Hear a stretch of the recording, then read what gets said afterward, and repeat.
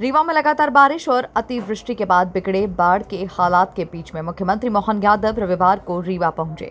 मुख्यमंत्री ने बाढ़ प्रभावित इलाकों का मौके पर पहुंचकर जायजा लिया और प्रभावित लोगों से सीधे मुलाकात कर उनकी समस्याएं सुनी। मुख्यमंत्री ने अधिकारियों को साफ निर्देश दिए कि राहत और बचाव कार्यों में किसी भी तरह की लापरवाही नहीं होना चाहिए और प्रभावित परिवारों तक हर संभव मदद तत्काल पहुंचाई जाए। रीवा जिले में लगातार बारिश के बाद कई इलाकों में बाढ़ जैसे हालात बने हुए हैं। अतिवृष्टि के चलते जनजीवन प्रभावित है और लोगों को मुश्किलों का सामना करना पड़ रहा है।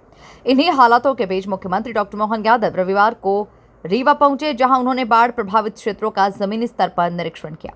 मुख्यमंत्री ने रीवा शहर के गुलाब नगर स्थित सामान बांध क्षेत्र का भ्रमण किया। यहां पर उन्होंने बाढ़ की स्थिति, जल भराव और प्रभावित इलाकों का मौके पर जायजा लिया। मुख्यमंत्री ने अधिकारियों से राहत और बचाव कार्यों की जानकारी ली और प्रभावित क्षेत्रों में प्रशासन की तैयारियों को लेकर भी समीक्षा की।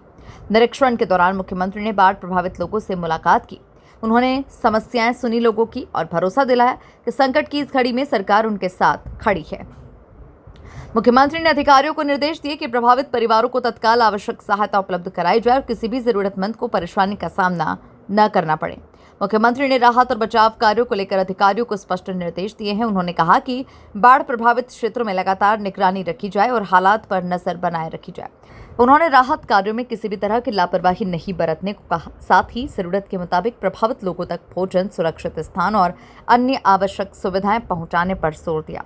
मुख्यमंत्री ने बाढ़ और अतिवृष्टि से हुए नुकसान की भी जानकारी ली। उन्होंने कहा कि प्राकृतिक आपदा से प्रभावित लोगों को सरकार हर संभव सहायता उपलब्ध कराएगी।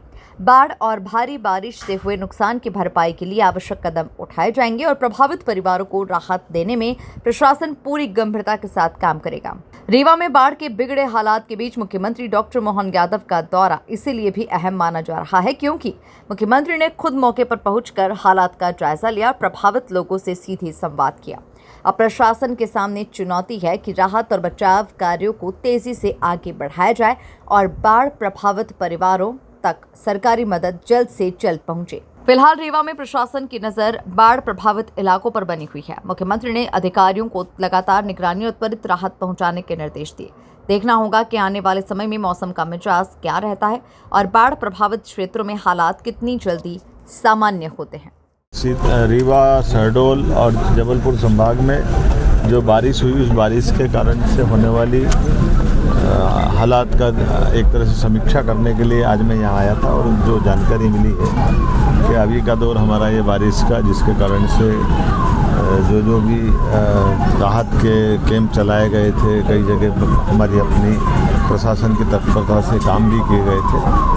अभी आज की स्थिति में तो बीते 2 दिन से बारिश बंद हुई है, तो काफ़ी हद तक राहत कैंपों से भी अभी लोग चले गए अपने अपने घरों में। लेकिन जिन किसी का भी मकान गिरा हो या जिनके जनहानि या पशु हानि या दूसरे प्रकार की कोई स्थिति है, उसमें शासन का जो निर्धारित मुआवजा वगैरह वो भी हमारे द्वारा दिया जाएगा और पूरी संवेदना के साथ हम इस पूरे एक तरह से प्राकृतिक चुनौती भी रहती है। लेकिन आने वाला जो वापस 24 तारीख से 27 तारीख का एक चक्र है, उस चक्र के लिए जिन जिन जिलों में बारिश की संभावना, वहाँ की सावधानी के लिए भी निर्देश हमारे द्वारा दिए गए हैं और उम्मीद करेंगे कि जिस प्रकार से अभी चुनौती के साथ हमारा ये पूरे पूर्वी मध्य प्रदेश का हिस्सा इससे बाहर आया है, आगे भी हम अपनी सावधानी के साथ प्रशासन की जागरूकता के साथ भविष्य के लिए भी इस चीज़ों में बाढ़ के कारण से कुछ इलाकों में आने वाले समय में क्या सावधानी रखना चाहिए, उसके प्रबंधन के भी निर्देश जारी किए गए।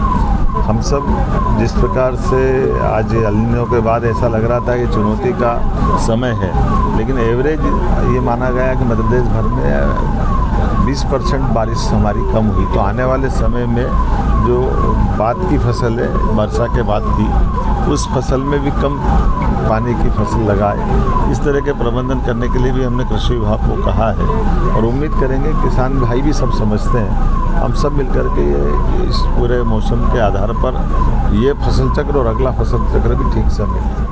खबरों की रफ्तार सधे अंदाज में लेटेस्ट खबरों के लिए हमारे चैनल साधना एक्सप्रेस डिजिटल को सब्सक्राइब जरूर करें।